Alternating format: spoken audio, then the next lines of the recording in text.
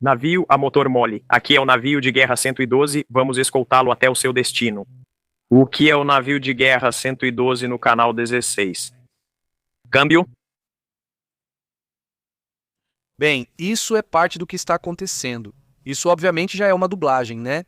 Mas isso é parte do que está acontecendo com um marinheiro a bordo do Michael Murphy, DDG-112, onde, bem, eles mesmos gravam de um helicóptero embarcando ou apontando, digamos, para um navio, né, um petroleiro, basicamente dizendo que ele tem que voltar. Até hoje de manhã já são 14 navios que voltaram. Os Estados Unidos, navios iranianos que tentam cruzar o Estreito de Hormuz e que recebem a ordem de voltar. Assim, começamos o dia de hoje. Complicado o que acontece no Estreito de Hormuz, mas também complicado o que está acontecendo no mundo do estranho. As notícias do bizarro, do absurdo. Hoje, Donald Trump comentou o seguinte: vou repetir um vídeo que dura alguns segundos, que já mostramos de manhã, mas que acho interessante porque tem relação com o caso de um dos cientistas desaparecidos. Agora o filho dele diz: Ei, encontrei os documentos do meu pai e nesses documentos há assuntos relacionados a UFOs e OVNIs e não sei o quê. E o Donald Trump reagiu aos desaparecidos hoje. Mas vamos mostrar esse trecho caso você tenha perdido e depois vamos aos detalhes. 10 cientistas desapareceram com acesso a informações confidenciais, material nuclear, aeroespacial.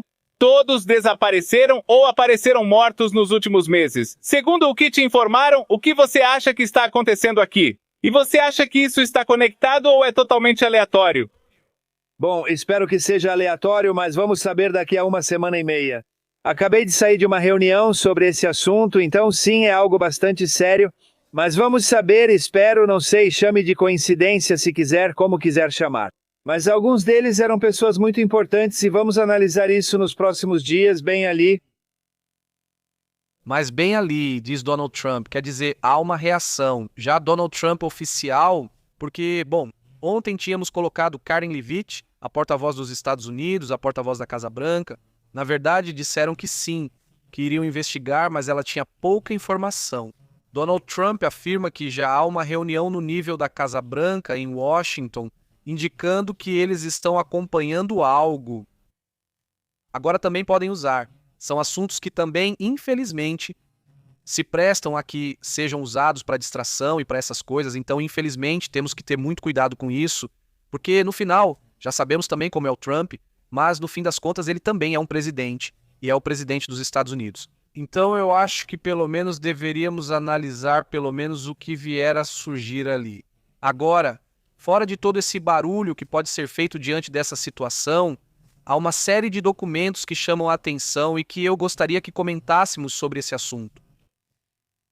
Há uma descoberta de documentos desclassificados após o falecimento de um alto funcionário no Novo México, uma região que é chave e uma pessoa que é fundamental no desenvolvimento nuclear dos Estados Unidos. A descoberta inesperada abalou e agora está obviamente gerando muita atenção, porque essa pessoa seria um funcionário de cibersegurança. E o filho desse funcionário encontrou arquivos que agora vocês me dizem o que acham.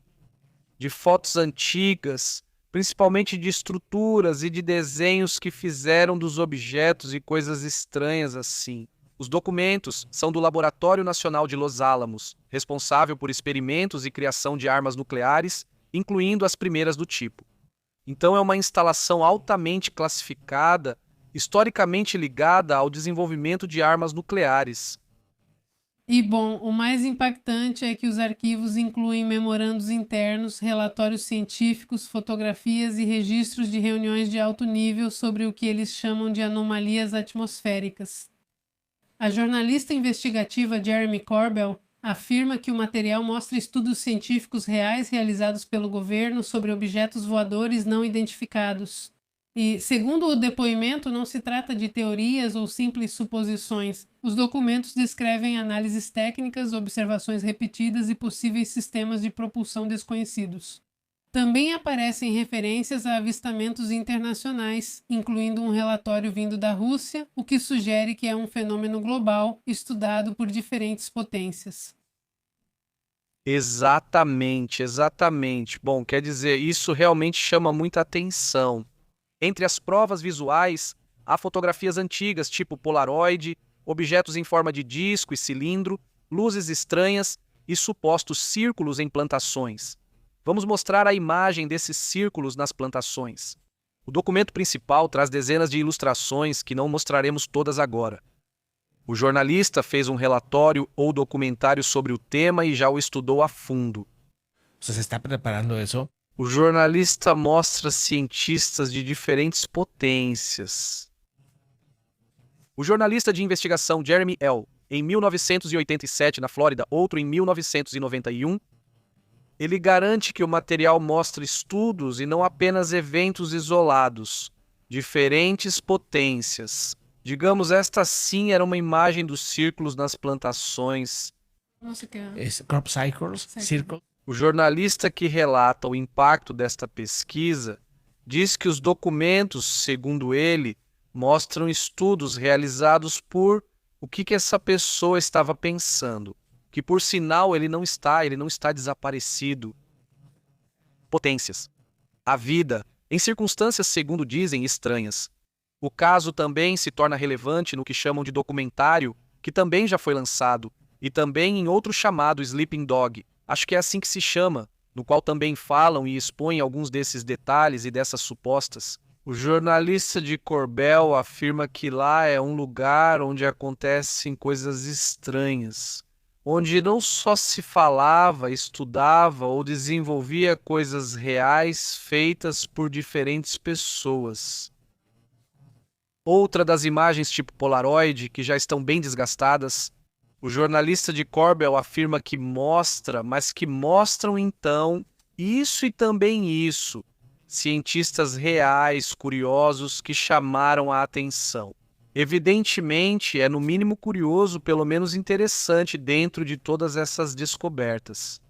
Lembrando que Tim Burchard, congressista dos Estados Unidos, tem exigido que, e Ana Paulina Luna, que também é congressista dos Estados Unidos, jornalista também, não são só republicanos, democratas também fazem parte desse grupo.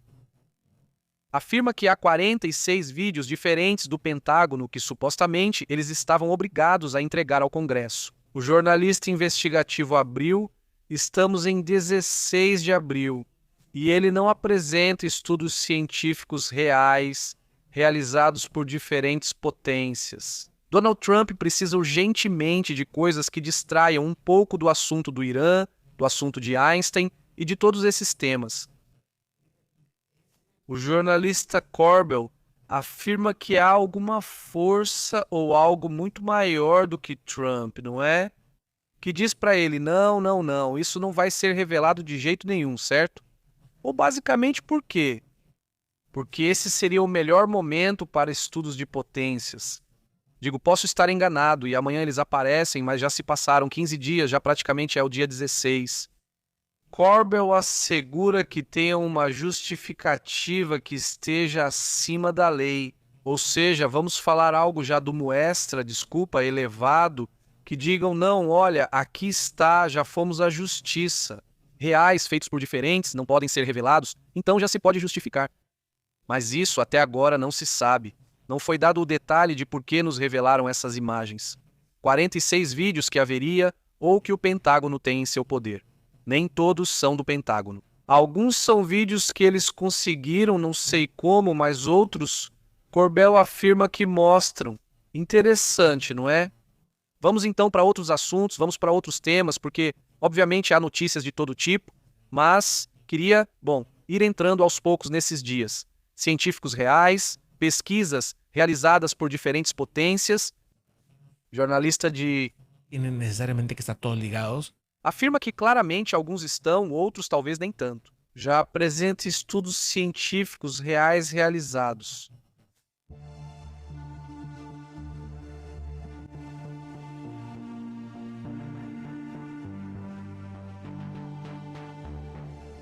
Jornalista Corbell.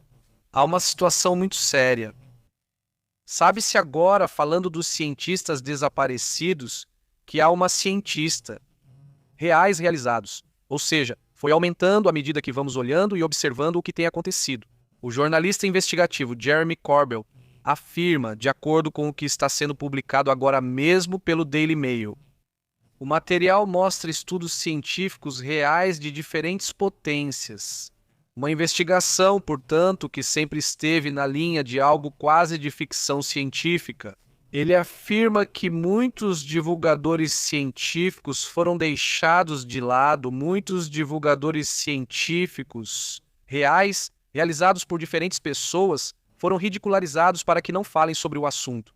Mas com o tempo foi observado que, de fato, existem situações. A cientista envolvida se chama Amy Askrich. O jornalista afirma que ela, segundo se sabe, teria sido encontrada sem vida. Esta seria a número 11, o caso número 11 dos cientistas reais. Amy Askrich, de 34 anos, supostamente perdeu a vida com um tiro que ela mesma teria dado. Sim, ou seja, ela já tinha avisado que poderia ser morta e, como sempre, não tiraram a vida dela. O jornalista diz que os testes foram feitos por diferentes pessoas, mas só agora trazem isso à tona porque estão voltando atrás. Eu disse a eles que os casos começaram em 2023. O jornalista de investigação Corbell afirma que o material mostra estudos científicos realizados por diferentes potências. Agora, com os casos surgindo, eles levantam a mão e dizem: "Ei!" E este caso? Acá hay otro caso. A jornalista Screech, que também é uma investigadora e que também tinha um certo nível de importância, supostamente tirou a própria vida depois de já ter feito um alerta. Ele mostra sua vida. Há ou vem sendo divulgada uma investigação e uma série de coisas estranhas sobre o caso dela que também mostraria. Uma das coisas que chama a atenção em muitos desses casos é que tudo se resolvia muito rápido. O jornalista afirma algo, alguma força, algo mais, não é? Diziam: "Não continuem com o caso, não é? Esse tema também gerou muito orgulho. Estudos reais de potências." Exatamente, e um ponto que chama muito a atenção é que a jornalista afirma que os estudos das potências, inclusive disse que foi atacada com armas de energia dirigida, algo que soa super extremo.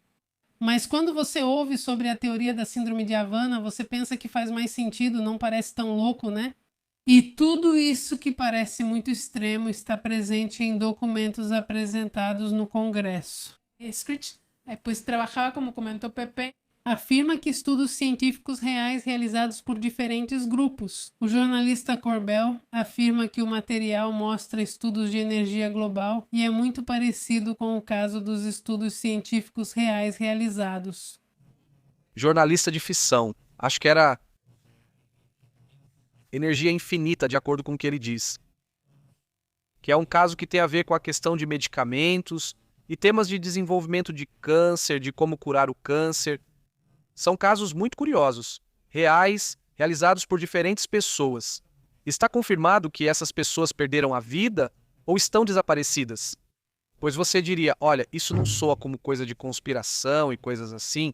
Mas não é um jornalista. Ele garante que mostra estudos científicos reais realizados por diferentes potências. Projetos de defesa espacial. E bom, esta é a cientista de antigravidade. E algumas dessas pessoas teriam perdido a vida dentro de casa e alguns são tratados como suicídios. Algo que, bom, tem fama de ser usado para encobrir, né? Quando as pessoas são eliminadas. Jornalista. É que os casos continuaram, o que não é algo bom. E mais do que continuaram, na verdade estamos olhando para trás, que a onda já vinha de antes. Acredito que se continuarmos buscando e cavando, certamente encontraremos muito mais coisas. E bom, pelo menos aqui, vamos tentar trazer para vocês as informações de como está indo, mas também como estão os casos mais recentes, como o caso do general Max Dunn, que a família insiste. Estudos científicos reais de diferentes potências. Insistia. Bom, é que eles não tinham se metido em problemas. Não havia sinais de que houvesse. O jornalista afirma que eles não querem que se investigue do ponto de vista de algo estranho, dos OVNIs. Seja como for, afinal de contas é o pai deles, é o amigo deles, é o irmão deles, seja quem for, os familiares veem dessa forma. Mas só que por outro lado, eles perdem essa outra parte, que nós dizemos as pessoas não percebem que não é o único caso. Quem acompanha esse assunto sabe que isso costuma ocorrer com pessoas muito envolvidas no tema. O jornalista Corbell diz que ele aborda estudos aeroespaciais e temas nucleares nos Estados Unidos e em outros países, reais realizados por diferentes, seja o roubo de talento ou a destruição da visão também, não é? Ou seja, além de ele sair e vários casos se repetirem, eles saem sem nenhum tipo de identificação nem nada. O jornalista Corbell Albuquerque também se armou e... Ou seja, vamos pelo menos fazer o Albuquerque. Sabe-se que ele normalmente usa barba. De Max Land, pelo que entendi, isso não era o normal. Ou seja, não era algo comum. Estudos reais realizados por diferentes potências. O detalle cómo va el asunto. O jornalista Corbell afirma estudos científicos reais diferentes. O jornalista Corbell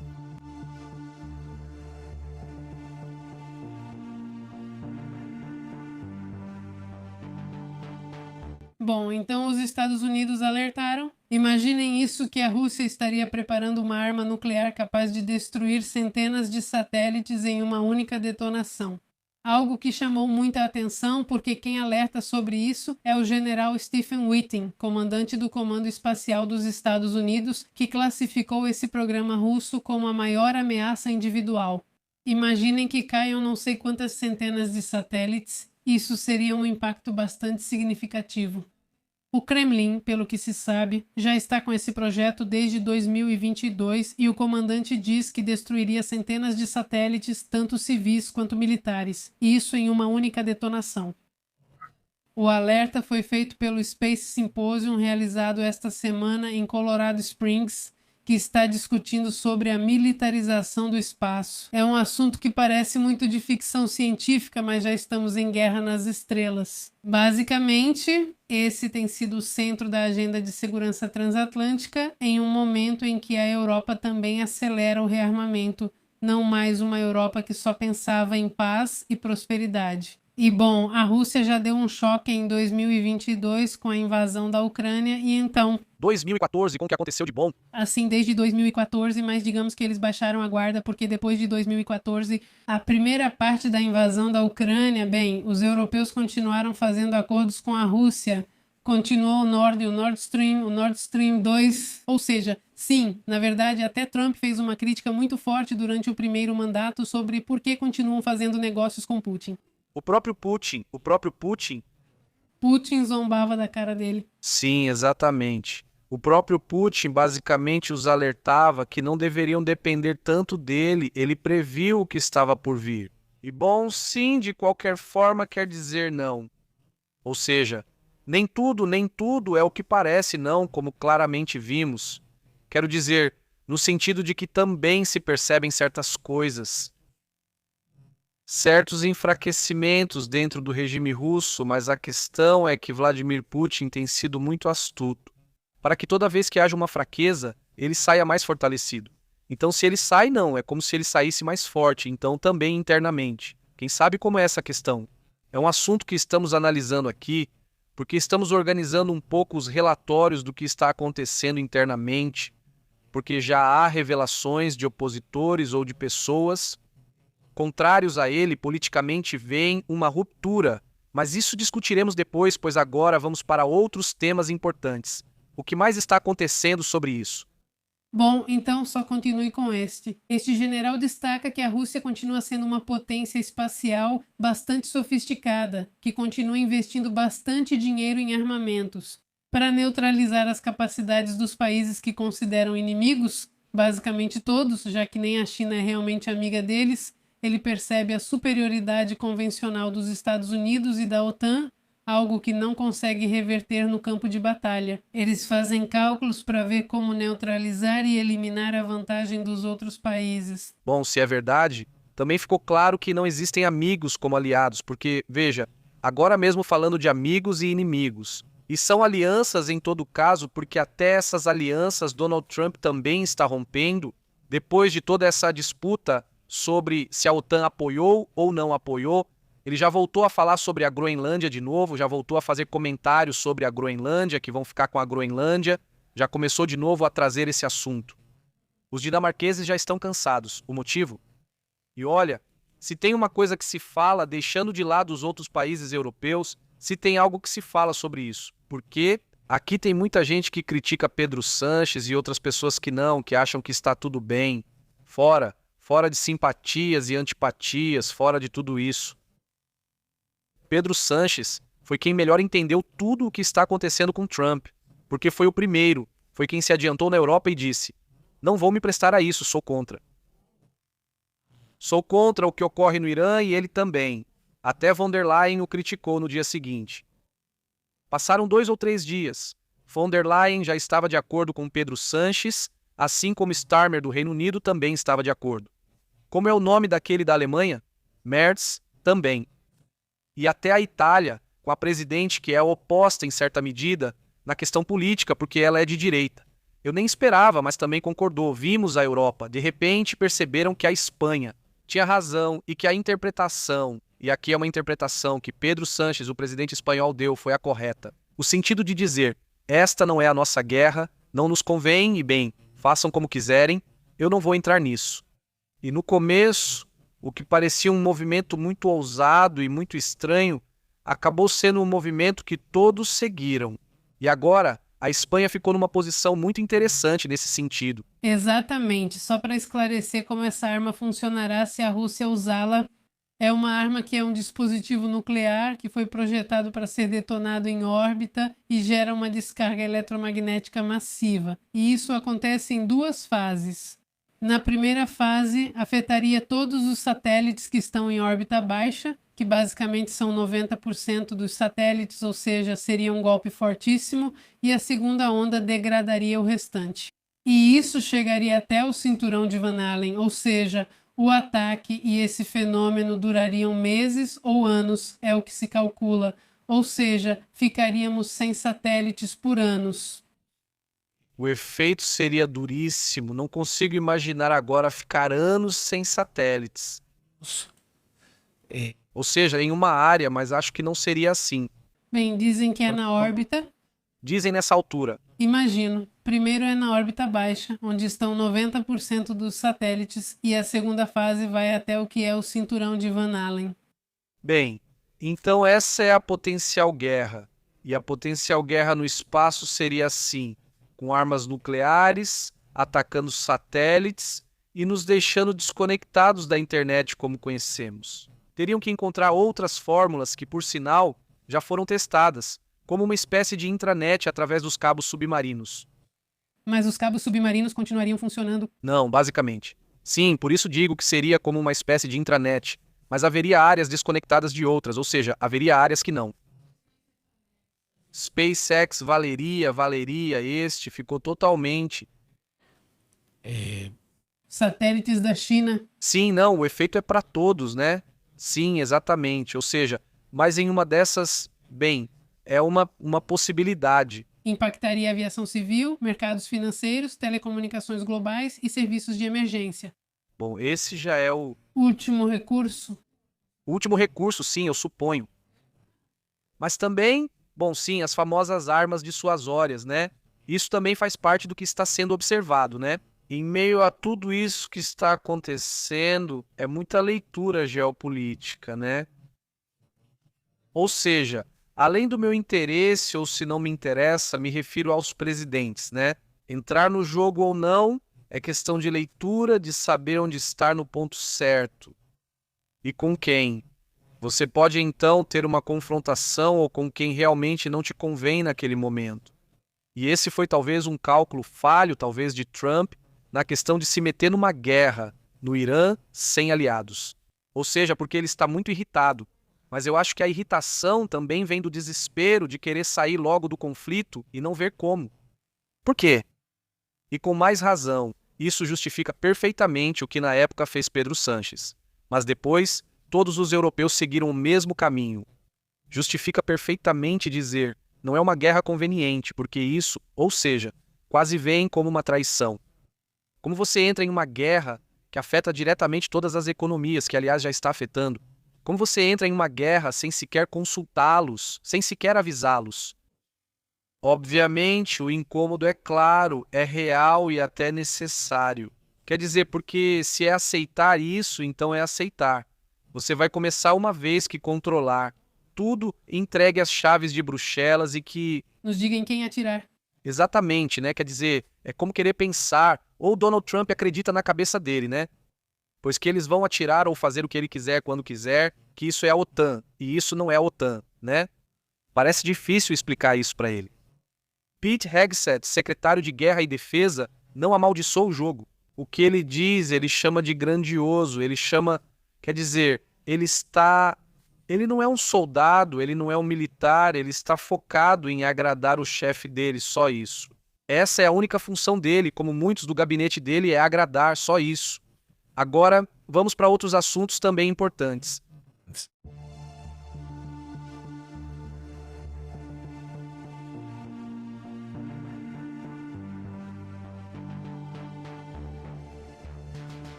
Vamos para outros assuntos. Tem uma investigação que está acontecendo agora mesmo nos Estados Unidos contra o irmão do Papa Leão XIV. De acordo com o que foi reportado, isso está sendo investigado em Chicago. O que eles querem? O que houve lá? Bem, para começar, a casa do irmão chamado John Prevost teve que ser evacuada após esse alerta que surgiu e as autoridades tiveram que intervir. Felizmente, nenhum dispositivo explosivo foi encontrado e também foram descartados riscos para a área, para o bairro, né? A polícia de New Lenox, Illinois, continua mantendo aberta a investigação sobre uma ameaça de bomba recebida hoje à tarde. E, bom, segundo as informações, o incidente, apesar de ter sido considerado infundado pelas autoridades, de qualquer forma gerou alerta e preocupação na comunidade onde aconteceu a disputa pública envolvendo o Papa. Porque é importante lembrar que houve, sim, uma briga bastante pública entre Donald Trump e o Papa, não é? Que até hoje Trump não se cansa de repetir ao invés de deixar isso para lá, né? Então, as forças de segurança ordenaram a evacuação preventiva nas casas do irmão do Papa, e as que estavam próximas fizeram esse registro. E também nas áreas ao redor não foi encontrado nenhum material explosivo nem materiais perigosos. Mas essa ligação de emergência feita hoje realmente gerou movimentação, nervosismo, né? Pela possibilidade de que haja um ataque ao irmão do Papa. Bom, é assim que está a situação, né? Faz parte do... Aliás... Ele é super trumpista. Sim, ele é trumpista, o irmão do Papa, esse aí é maga. E chama atenção, evidentemente, esse tema, né? Esse assunto. Enorme saludo a... Eliseu, como você tem estado?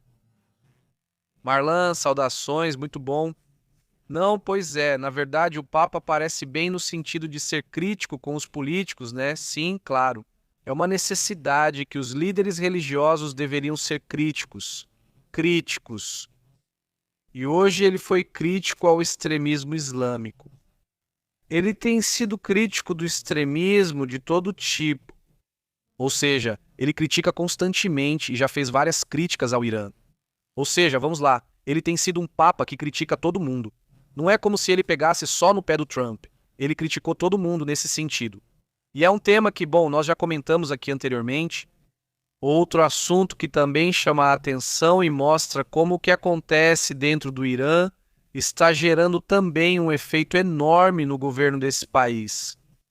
O regime do Irã suspendeu todas as suas exportações petroquímicas. E isso também, então, é uma decisão que, segundo relatos, teria sido tomada por um alto responsável da empresa estatal e direcionada, então, para empresas do setor. Isso afeta diretamente países como a Índia, como a China. É preciso lembrar que eles são, então, basicamente os maiores compradores nesse sentido, né? E isso é extremamente importante, evidentemente, né? É muito necessário, né? O tipo de movimentações. A medida foi reportada hoje pelo jornal econômico Dainetskeda, que foi implementada desde o dia 13 de abril, mas que só hoje está sendo comentada. A Companhia Nacional Petroquímica, responsável por supervisionar as indústrias de transformação, está dizendo que não vai acontecer. Ou seja, vamos lá, eles não vão liberar material porque simplesmente não tem como. Existe o bloqueio dos Estados Unidos e não podem passar, né? Isso gera efeitos imediatos para a Ásia, principalmente para a China e principalmente para a Índia. Ou seja, esses países que têm sido clientes desse país. Exatamente.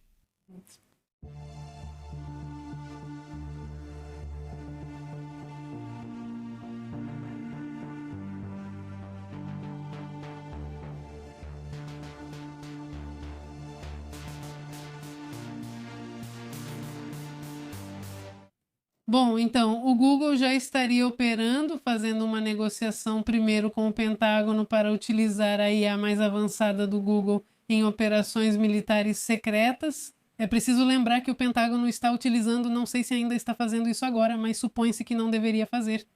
A inteligência da Anthropic, essa nuvem para, por exemplo, localizar os pontos onde deveriam atacar o Irã. Aliás, tenho algo para te mostrar, amanhã compartilho.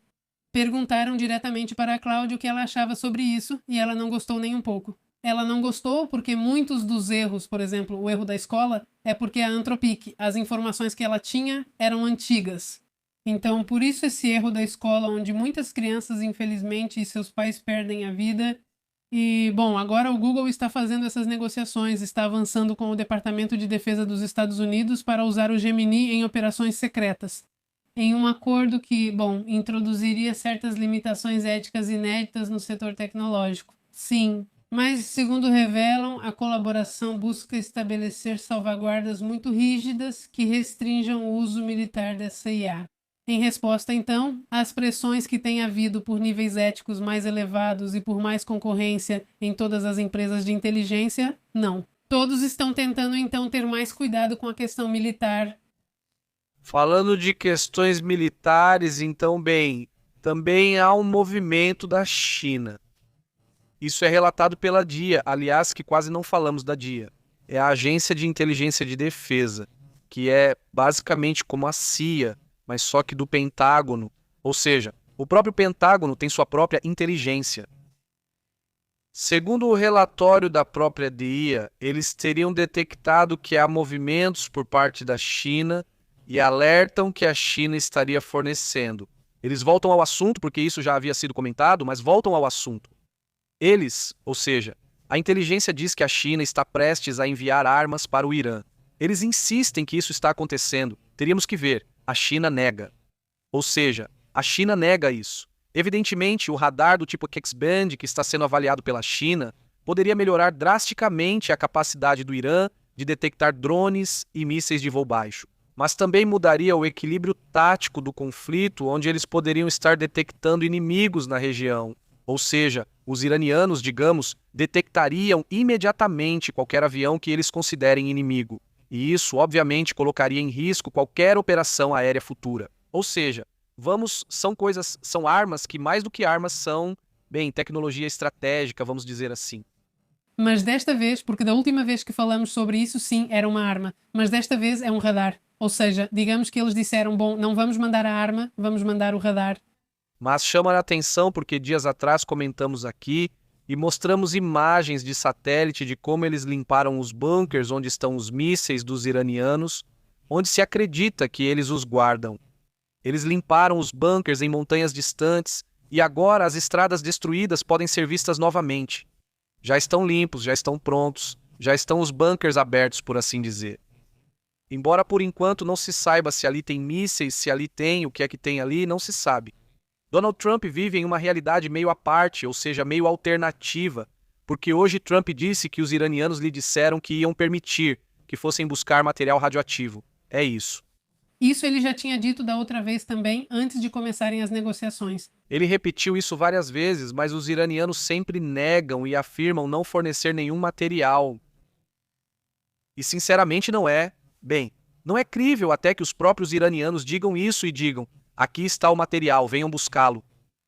Pois, sinceramente, essa situação não é crível, porque isso, vamos dizer, custou vidas, custou tudo aos iranianos. Eles não vão ceder nesse assunto.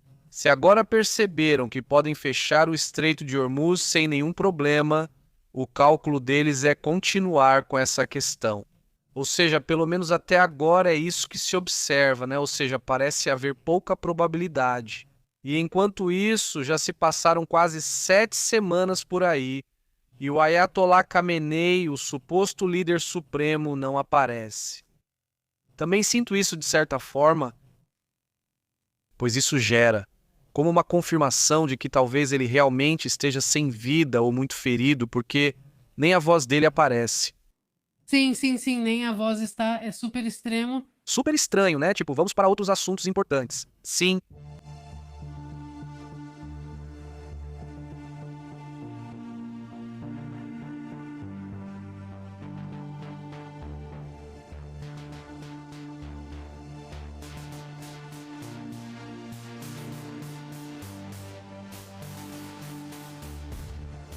Essa é a boa do dia de hoje, né?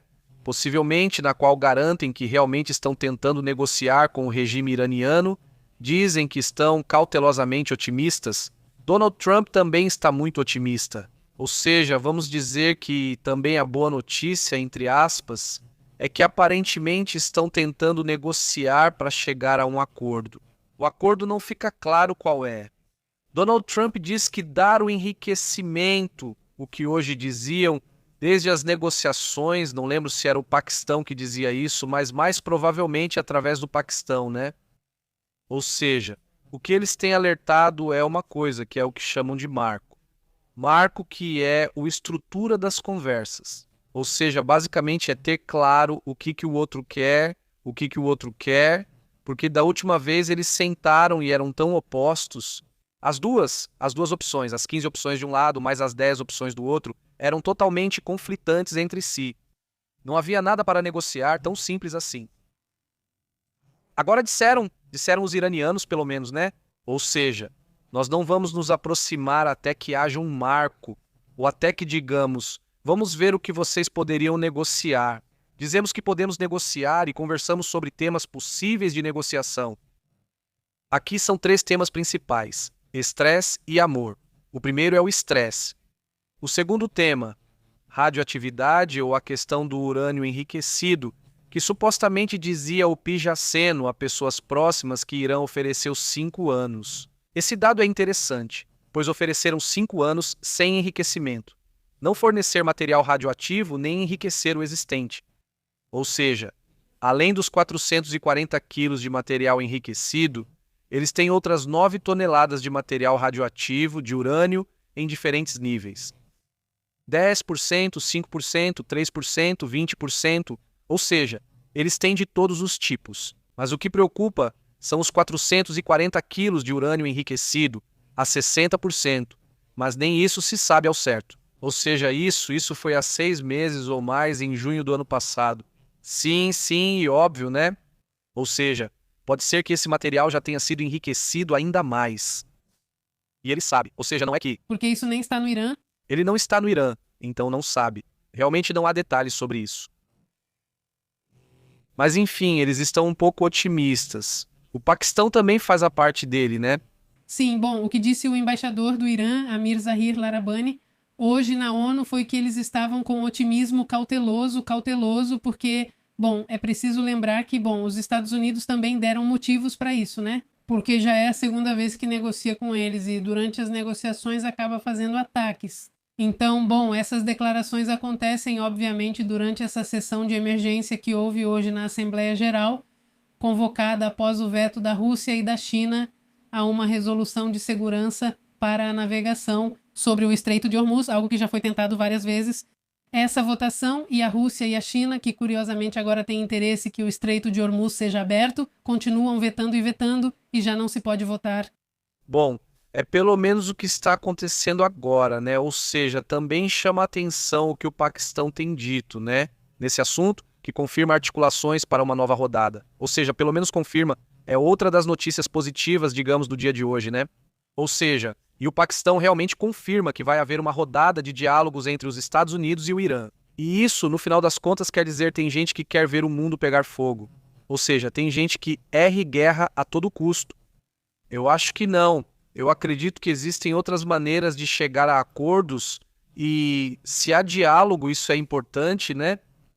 Diálogo, mas também sob regras e também com o cumprimento do que foi combinado, porque se continuarem jogando do mesmo jeito, mais cedo ou mais tarde vai ter outra guerra.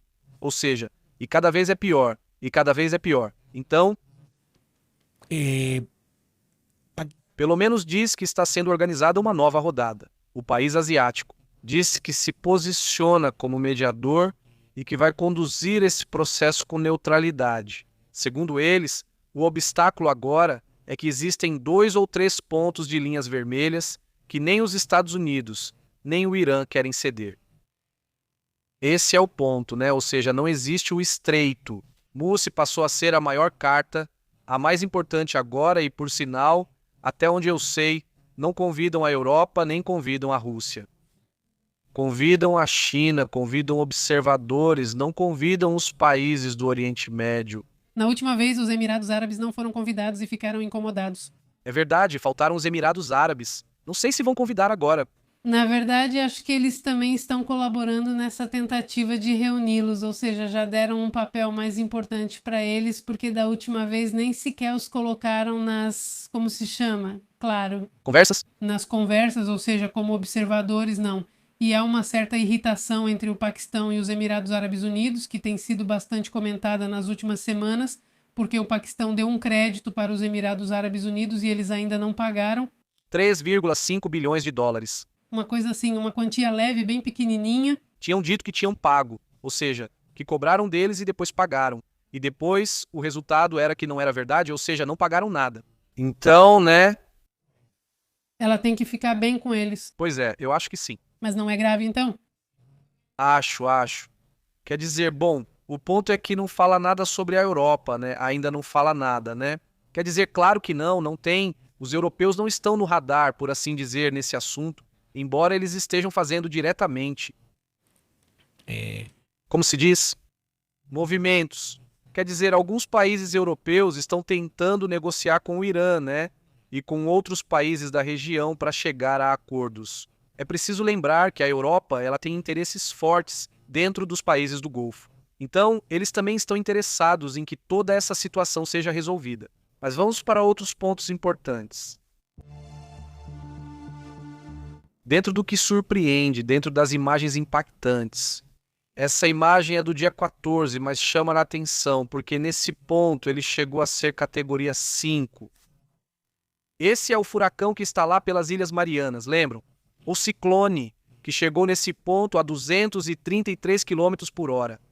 Um furacão, um ciclone fortíssimo, chamado Sinlaku, que por sinal ainda está ativo.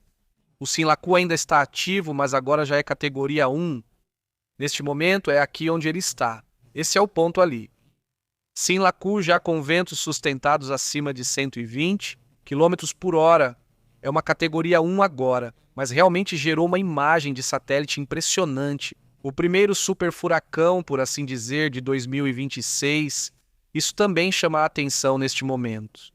Outro assunto que também chama a atenção após as imagens, bem curiosas. Essa imagem não é fortíssima, impressionante aqui no México, onde depois de praticamente 60 dias desde que aconteceu até agora, admite-se que houve um vazamento de hidrocarbonetos no Golfo do México. Agora se sabe que isso foi provocado por um oleoduto em Cantarell. Esta é a informação. Já foram suspensos 3 funcionários da Pemex, que por sinal, esses funcionários estarão sob investigação. Ao menos reconheceram algo que me surpreendia. Faz quase 2 meses que reconhecer. Ou seja, quando há situações assim, são incidentes lamentáveis, e o que você diz, mas isso tem que ser reconhecido e tem que haver consequências. Também depois o mau gerenciamento das informações, de querer esconder situações gravíssimas que já os... Além disso, né, a pressão que colocavam nas pessoas da região, que falavam e denunciavam, e colocavam pressão, não, fiquem quietos, não sei o quê. Pois bem, aí está o pessoal que estava nessa região do sul do país, em direção ao Golfo. Eles tinham razão no que eles insistiam nessa região do Golfo do México. Pois bem, também uma situação tremenda. Vamos então para outro assunto. Vamos aos comentários, não vamos? Pois vamos para lá, permitam-me.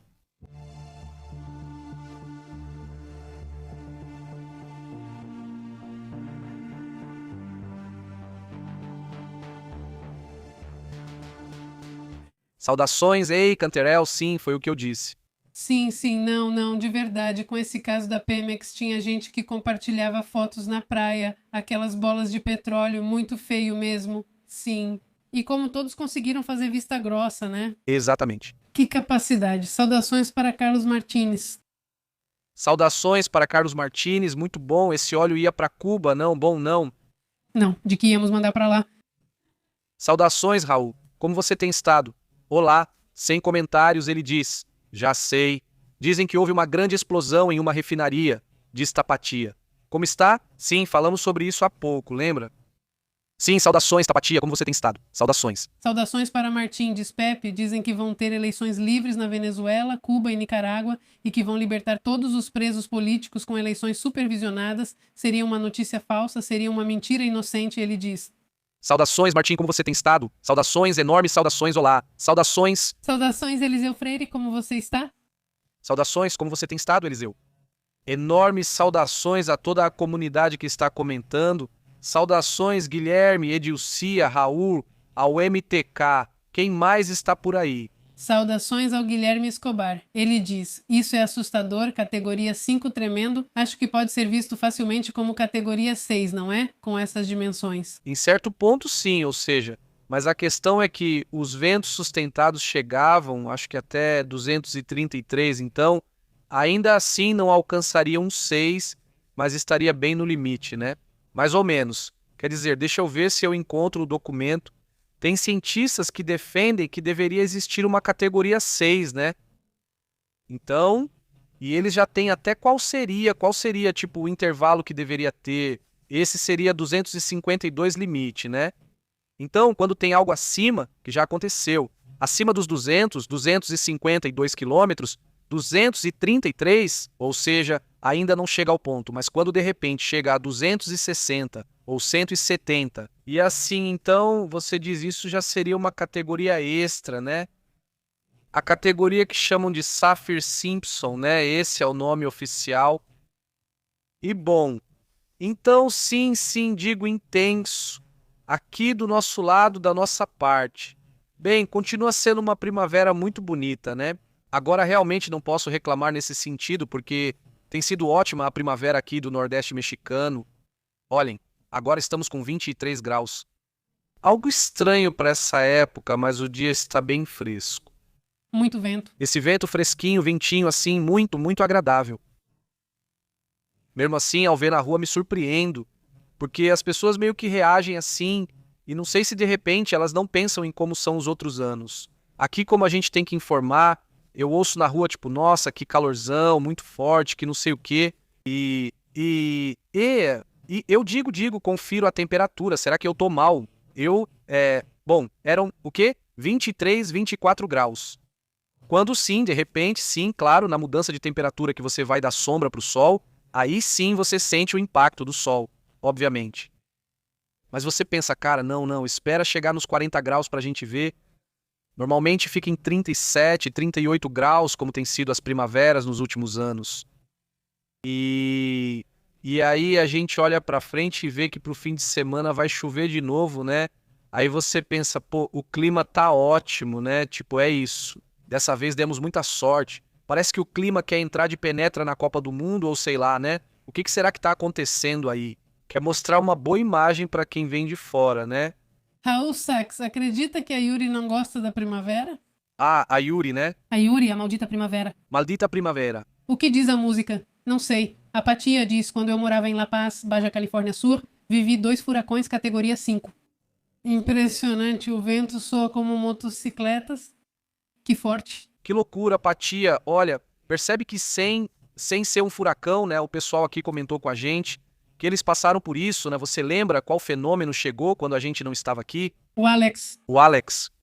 As pessoas que viveram o Alex aqui em Nuevo León diziam que chegou a um ponto desesperador, porque era uma chuva fortíssima, sem parar, horas e horas.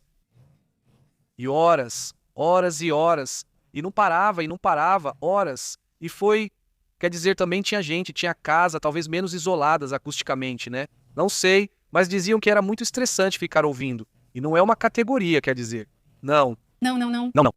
Ou seja, imagine uma categoria. Foi forte, Mas um furacão de categoria 5 eu nem consigo imaginar. Ainda mais dos que ficam, dos típicos. Sim, daqueles que ficam parados. Eles ficam parados em uma área e causam muitos problemas ali. Realmente, a experiência é impressionante. Sim, saudações para MT, que vai enfrentar frio e chuva forte no domingo. Saudações para MT, muito bom. Para Aurélio A. Garcia, ele comenta: que coincidência esses derramamentos de petróleo e incêndios nas refinarias. Se não acham que alguém se beneficia, eu penso que é sabotagem. Olha, digo não, ou seja, sem afirmar nada. Só precisaríamos olhar o histórico e ver se eu concordo com isso, porque Austrália, Estados Unidos. Paquistão, bom, tá, então México, tipo, ou vazamentos, ou explosões, ou aqui, ou ali, ou as duas coisas, ou seja, realmente está, você diz. Você lembra dos Estados Unidos? Sim, Quando você está. sim, eu comentei sobre os Estados Unidos, quer dizer, algo é que são, ou seja, é lógico que de repente aconteçam incidentes em refinarias, né? Quer dizer, de tempos em tempos, mas que de repente várias aconteçam ao mesmo tempo nesse momento, realmente é curioso. Diz Eliseu, é preciso pegar a água dos reservatórios para o verão e fazer o México ficar verde. Bom, agora mesmo, Eliseu, que Monterrey sempre é muito seco e está tudo super mega verde. Verde, sim. Saudações ao Martim, disse ele. Pepe, dizem que houve um ataque na Rússia hoje e bloqueio de internet. Bem, não há internet na Rússia faz tempo, mas sim, houve ataques da Ucrânia contra a Rússia. Refinarias, não, mas é que ele está falando de uma notícia falsa que a mídia russa está divulgando, de que a OTAN enviou tanques e não sei o quê, ou seja, não há nenhum relatório sério. Seria uma super mega notícia. Seria notícia no mundo todo, imagens, ou seja, vamos que... Além disso, os da OTAN não estão tão corajosos, de verdade, sinceramente. Saudações para Edlo Barajas, que diz: bom, eu estou pedindo assim, acho que tudo o que aconteceu com as fotos que o filho do cientista encontrou dá mais veracidade ao caso de Bob Lass. O caso de Bob Lass, acho que é o que mais está ressurgindo das cinzas, basicamente, né? Quer dizer, primeiro que há uns 3 anos, 4 anos, saiu um documentário, para mim, um dos melhores que tem sobre ele na Netflix. Sinceramente, eu não esperava que fosse bom.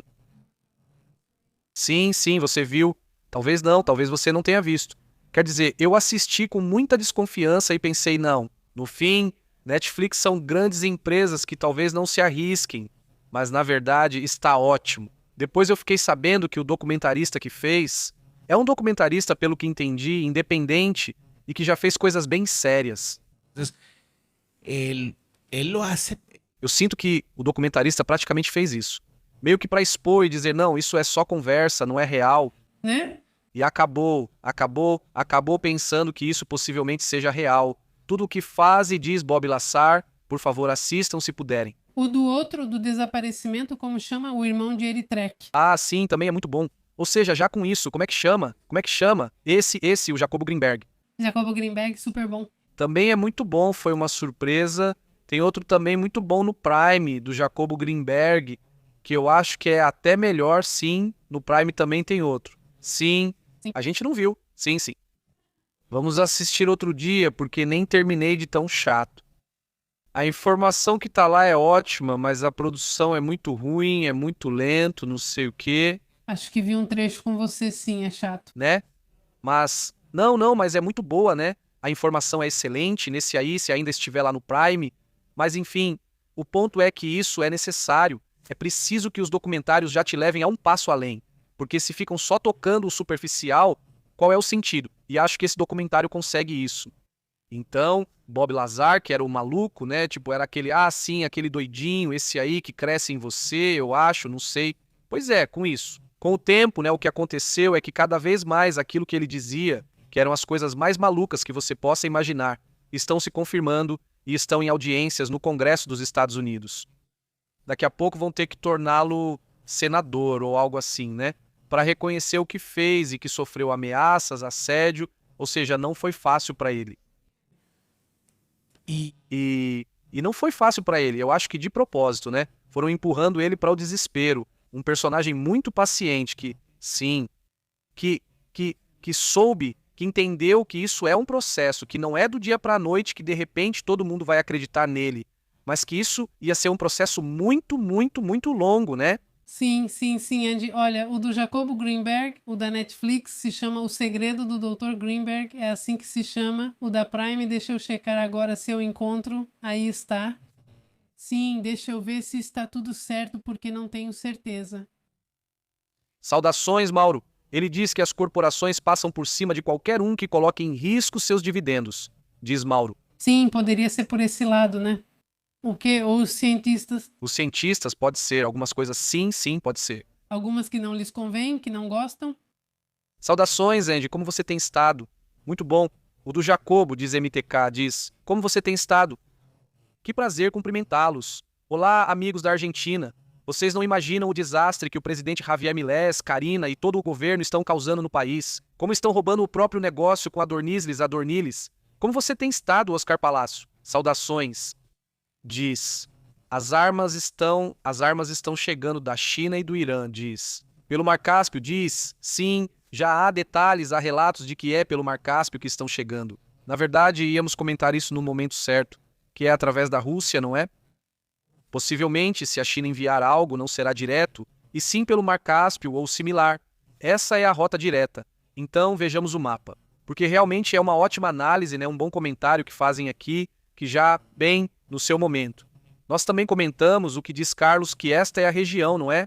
Esta é a região, né? O Mar Cáspio, que na verdade não é um mar, é um lago mesmo, né? Mas me parece que é ao lado também, mas enfim, considere que é um mar, né? Por causa do tamanho que tem, né? Ali fica o Irã. Ao norte está a Rússia, depois vem o Turcomenistão e outros países, certo? Então, essa região é controlada pela Rússia. Obviamente, aqui o país forte é a Rússia. Além disso, é parceira do Irã. Então, eles controlam essa área de forma intensa. Aliás, isso aqui virou praticamente uma base para poder atacar quem? A Ucrânia, daqui, do Mar Cáspio, eles constantemente disparam porque sabem que a Ucrânia dificilmente vai conseguir responder até o Mar Cáspio. Coisa que com o tempo já está acontecendo. Já houve ataques à marinha do Mar Cáspio por parte da Ucrânia, mas isso levou anos para conseguirem fazer agora. Imaginem, um navio sai agora. Lembrem-se, a Rússia não está com armas sobrando. O que pode sobrar para eles é um pouco de munição em alguns aspectos, ou pode sobrar alguma questão de tecnologia, coisas desse tipo. Mas enfim, o ponto é que algo do que sobra para eles está chegando pelo Mar Cáspio, supostamente. E é aí que pode ser que através dessa região, perdão, não dessa região aqui é a Rússia, este é o Cazaquistão, certo? Sim, Cazaquistão e Rússia desse lado, certo? Vamos colocar assim para não confundir com os mapas, né?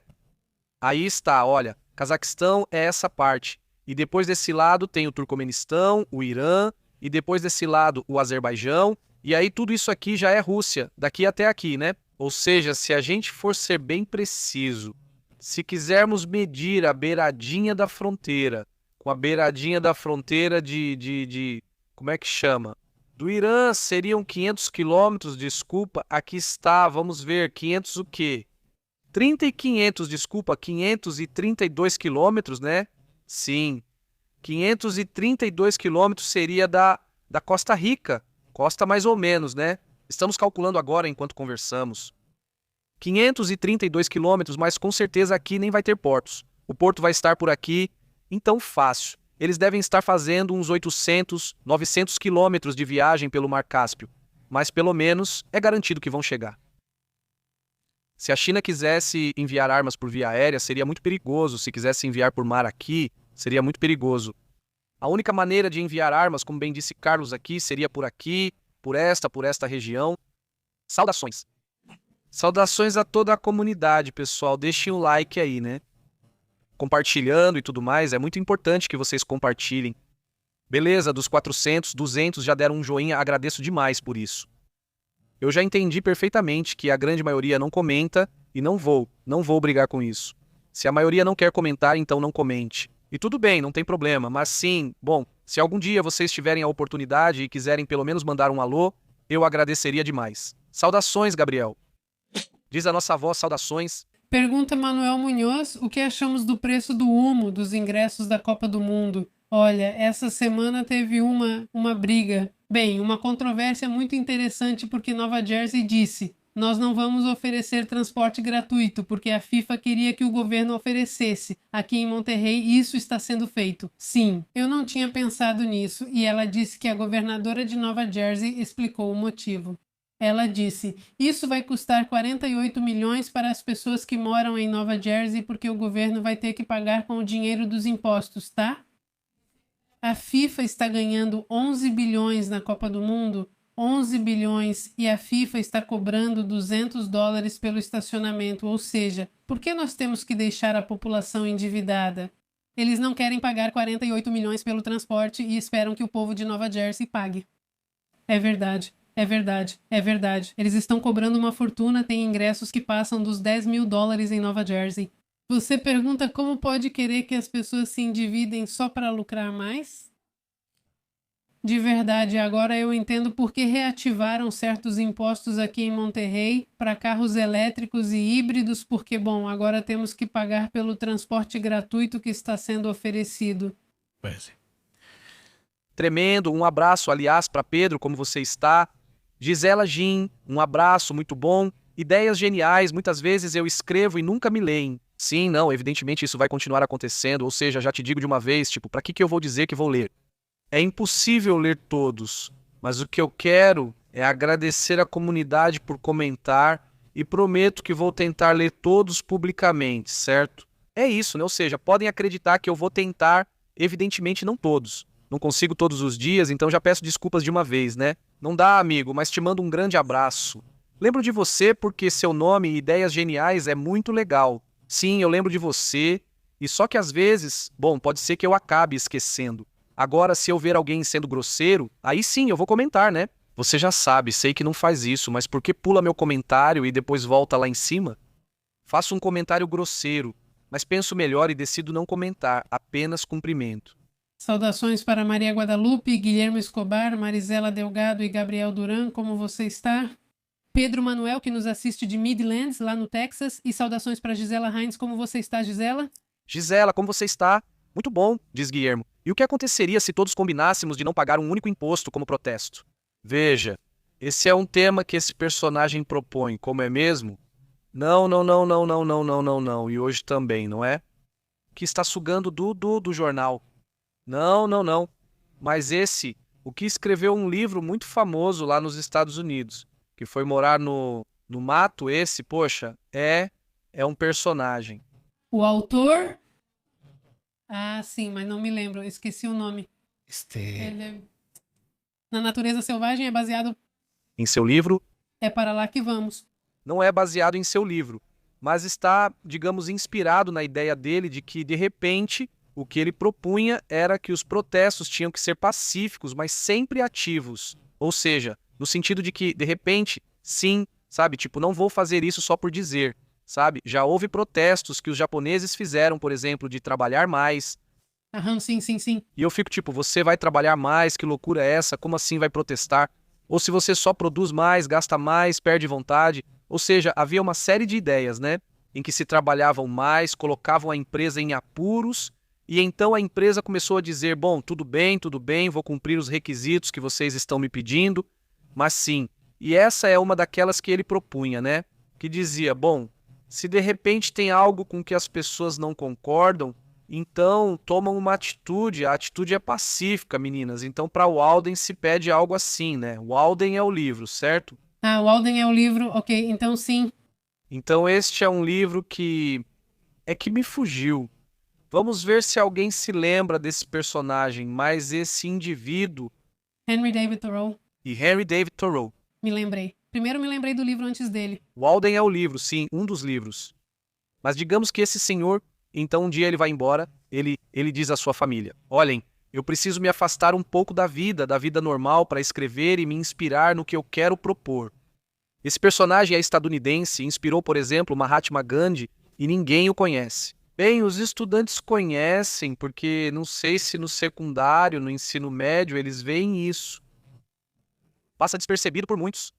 Mas é uma figura importante na literatura e é estadunidense, e que influenciou muito pessoas como Gandhi e outros a protestar de forma pacífica, certo? A fazer a diferença nesse sentido, não é?